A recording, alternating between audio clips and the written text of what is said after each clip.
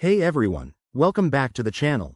If you're eager to link your Epic Games account to your PlayStation account in 2025, you're in the perfect spot. This process is easier than ever and unlocks awesome features like cross-platform play and seamless progress syncing. Whether you're a Fortnite fan or just want to connect for other games, I'll guide you through it step by step in just a few minutes.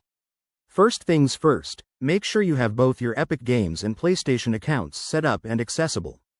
Grab your device, whether it's a PC, phone, or console, and head to the Epic Games website at epicgames.com. With the 2025 updates, the interface is more user-friendly, so let's dive in. Step 1. Log into your Epic Games account using your email and password. If you haven't logged in recently, you might need to verify your identity for security reasons. Step 2. Once you're in, click on your profile icon in the top right corner and select Account Settings. Scroll down to the Connected Accounts section. This is where the magic happens. Step 3. Look for the PlayStation option and click Connect or Link Account.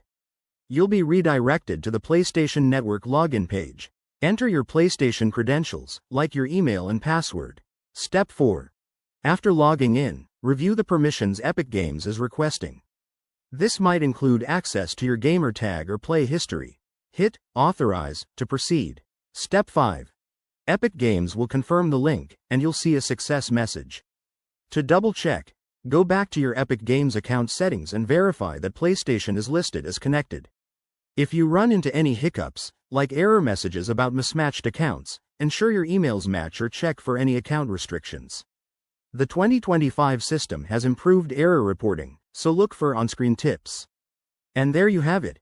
Your accounts are now linked. This opens up a world of gaming possibilities.